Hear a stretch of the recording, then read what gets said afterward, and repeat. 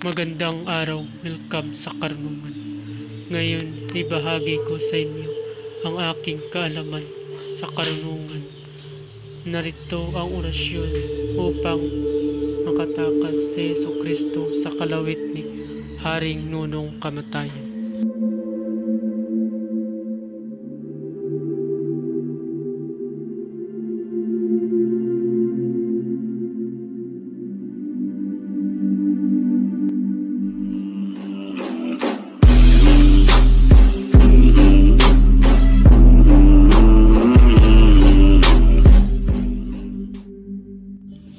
Bago gamitin ang orasyon, manalangin muna ng isang Ama Namin, isang Aba Ginong Maria, at isang sumasampalataya. Narito ang panalangin. Ama namin, sumasalangit ka, sambahin ang pangalan mo, mapasamin ang kariyan mo, sundin ang loob mo, dito sa lupa. Para nang sa langit, bigyan mo kami ngayon ng aming kakainin sa araw-araw, at patawarin mo kami sa aming mga sala para nang pagpatawad namin sa nagkasala sa amin, at huwag mo kami ipaintulot sa tukso, at iadya mo kami sa lahat ng masama, sapagkat sa iyo'y nagmumula ang kariyan, ang kapangyarihan, at ang kaluwalhatian magpasawalang hanggan. Amen.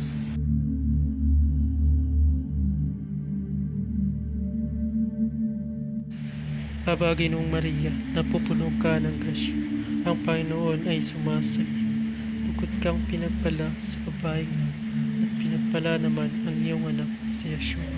Santa Maria, Ina ng Diyos, ipanalangin mo kami magkakasalanan ngayon at kung kami mamamatay. Amen. Sumasampalataya ako sa Diyos Amang makapangyarihan sa lahat, na may gawa na langit at lupa. Sumasampalataya ako kay Jesucristo, iisang anak ng Diyos, Panginoon nating lahat, nagkatawang tao, siya na lang ng Espiritu Santo, pinanganak ni Santa Maria Virgen, pinapakasakit ni Poncio Pilato, pinako sa krus, namatay, inilibing, nanaog sa kinaroroonan ng mga yumao, ng may ikatlong araw, nabuhay maguli, umakyat sa langit, nagluklok sa kanan ng Amang makapangyarihan sa lahat. Doon nagmumulang paririto at naghuhukom sa nangangabuhay at nangangamatay na tao.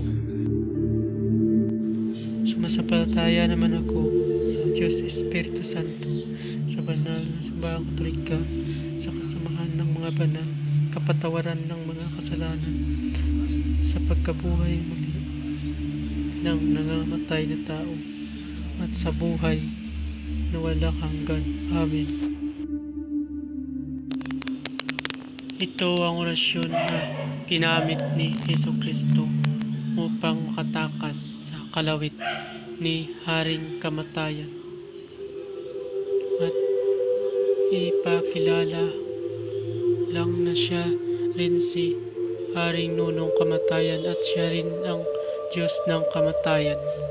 Kung gusto mo gamitin ang orasyon, maaari mo ito magamit para hindi ka kalawitin ni Haring Nunong Kamatayan. Usalin ng 3 beses ang orasyon. Narito ang nasabing orasyon. Aspersionem sanguinis Jesu Christi gratia vobis et pax multiplicator benedictus Dios Pater Domini nostri Jesu Christi misericordiam sua per resurrectionem Jesu Christi ex mortuis hereditatem in corruptibilem egussum incontaminatam ampik bibil gaim Jesus Yeshua ex minerao empuro micationem ayudadme